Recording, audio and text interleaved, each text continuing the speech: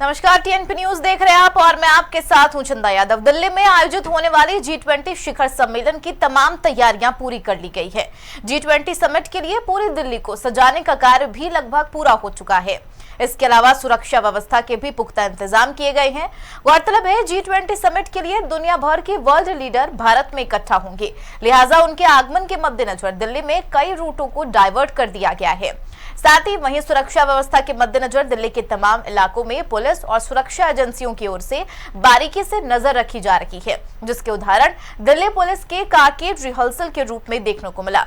दरअसल G20 जैसे बड़े आयोजन में किसी भी अप्रिय घटना से निपटने के लिए पुलिस की ओर लगातार रिहर्सल किए जा रही है। शिवसेना उद्धव ठाकरे गुट के नेता सामना के कार्यकारी संपादक संजय राउत ने अपने साप्ताहिक कॉलम रोक टोक के जरिए एक बार फिर बीजेपी पर निशाना साधा। संजय राउत ने बीजेपी पर कटाक्ष करते हुए अपने लेख में लिखा कि आज देश चलाने वाली सभी एजेंसियों पर एक गुट का कब्जा है। महाराष्ट्र के साथ पूरा देश धोखाधड़ी के शतरंज में फंस गया है। अपने लेख में संजय राउत ने बीजेपी के साथ जुड़े राजघरानों के मुगलों के गुलाम होने का भी आरोप लगाया। संजय राउत ने ईडी की छापेमारी पर लिखा कि जैसे जैसे चुनाव नजदीक आते जा रही हैं, वैसे वैसे केंद्रीय जांच एजेंसी अधिक आक्रामक और हिंसक बनती दिख रही है। मुंबई में होने वाले इंडिया गठबंधन की तीसरी बैठक से पहले एक बार फिर इंडिया गठबंधन के पीएम फेस पर चर्चा तेज हो गई है। इस बीच अब बिहार के कैबिनेट मंत्री श्रवण कुमार का बयान सामने आया है।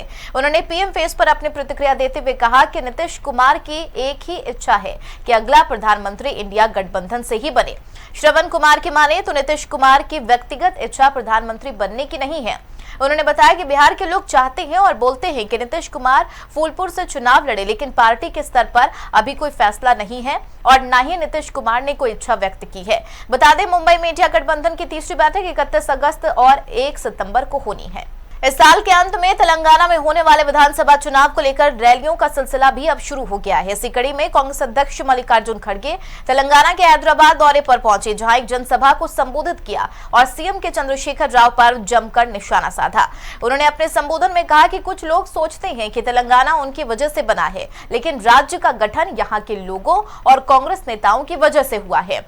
खड़गे ने आगे कहा कि हम 26 पार्टियां केंद्र में पीएम मोदी के नेतृत्व वाली बीजेपी सरकार को हटाने के लिए तैयार है, लेकिन केसीआर ने कभी किसी बैठक में भाग नहीं लिया और कभी नहीं कहा कि बीजेपी को हटाने के लिए हम एक साथ आएंगे। इसके अलावा राहुल गांधी और सोनिया गांधी की तारीफ करते हुए खड़गे ने कहा, राहुल गांधी और सोनिया गांधी जो वादा करते हैं उसे पूरा करते हैं।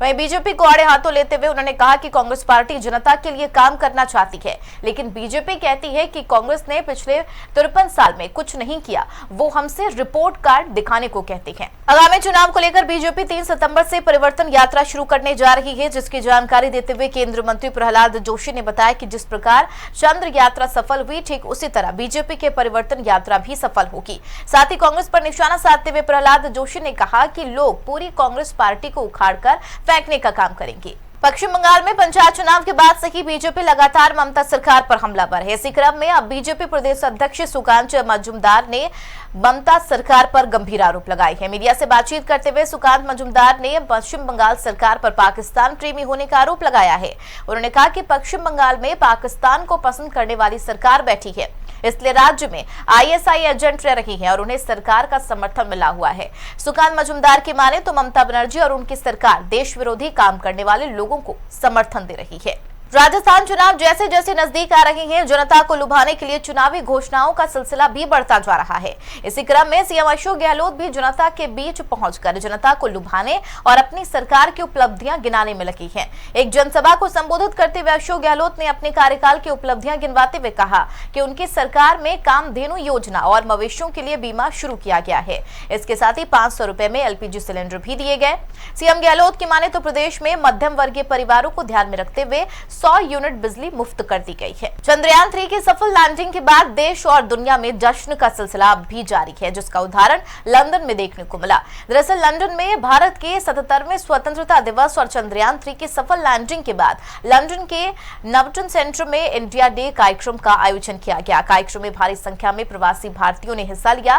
लंदन में भारत के उच्चायुक्त विक्रम दोरियास्वामी ने बताया कि भारत के पिछले 76 वर्षों के इतिहास में, विशेषकर पिछले दशक में बहुत कुछ हासिल किया गया। अब समय आ गया है कि हम सभी एक साथ मिलकर काम करें और आगे की ओर देखें, सभी सफलताओं को मजबूत करें और एक नए भारत का निर्माण करें। फिलहाल की खबरों में मेरे साथ इतना ही। नमस्कार।